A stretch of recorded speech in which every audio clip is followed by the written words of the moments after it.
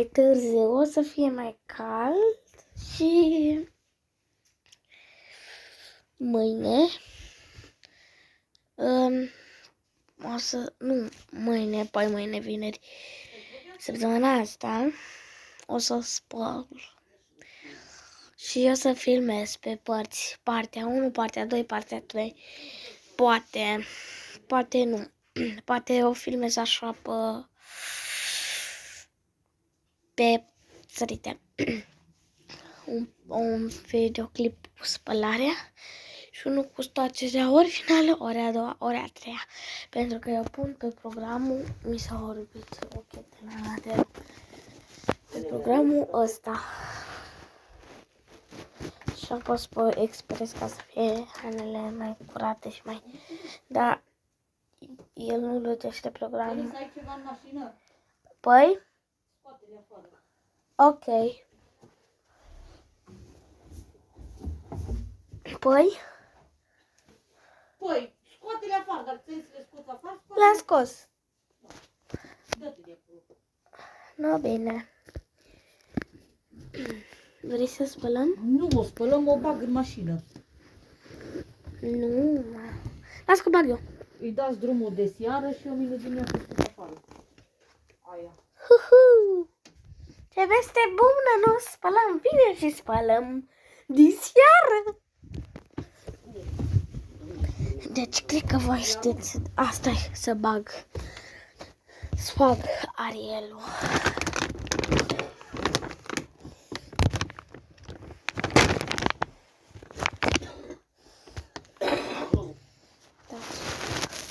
Ariel din asta bag, două pernițe, bag din asta la clătire. Băgăm și sămana? Da, tu mergi?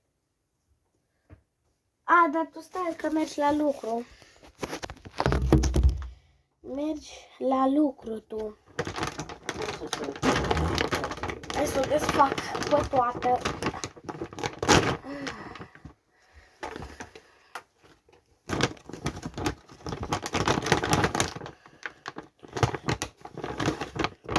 Două.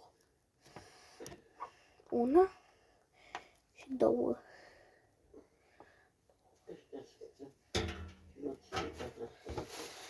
Cred că o să facă o grămadă de spălare. Îmi place. Momentan nu avem alte informații. În 2 zile primim regulamentul. Se face tombolă ceva. Ce? Tombole. La lucru. Te-am așezat frumos și Ariel. Ei, de mare, mă. O să facă, cred că o spumăraie la stoargere. Vă anunț. Că după aia se enervează bunul meu. Că de ce s-a oprit mașina? De ce? Și eu normal că nu vreau să explic. Că după aia se enervează mai tare. Deci... Vede-te un pic, Urșule, Nu, bine. din Patagonia. Spania. Urșule din Spania. Am adus și Spania. Să fie deschid geamul. Nu. Haide-te, deschide-mă un pic în soare. Dar ce, nu pot să-ți... Filmează. Ce, doamne, ia să filmez eu? Mașina, că el învârte la mașină. Filmează. Degeaba.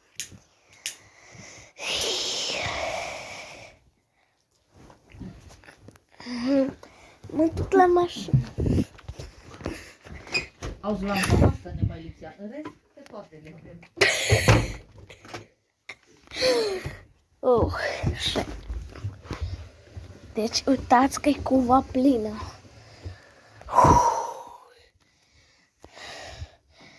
Asta e roșie, nu oranj. Se vede că e oranj. Și uitați deja pernițele. Unde au ajuns? Trebuie să vedeți ce pernițe folosesc eu.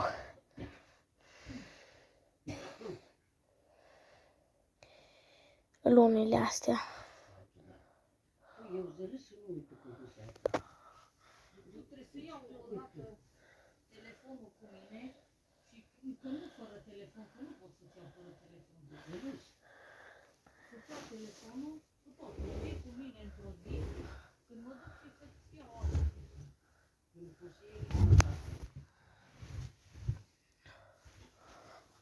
Păi da, dar după aia nu știe ce husă să-și ie.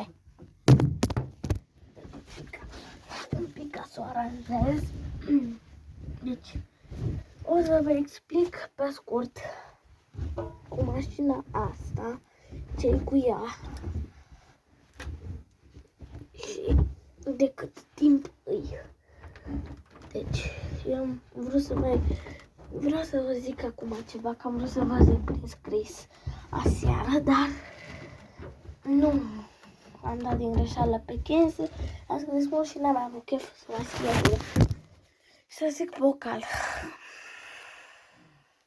Penițele nu le-am băgat. Deci, eu, nu, mai bine nu vă spun. Că vă spun în alt videoclip. Această mașină de spălat are 6 kg și 1000 de rotații. Ea chiar rotește până la 1000 de rotații. Vedeți și pe aici. Și o viteză de 90 de grade. 1, 2, 3, 4, 5, 6, 7, 8, 9, 10, 11, 12, 13, 14. 14 programe normale, cu tot cu stoarcere. De asta A+++, marca Beko. Și puteți să vă uitați la seria. Voi 7033 pătălei bătrâi. Ok.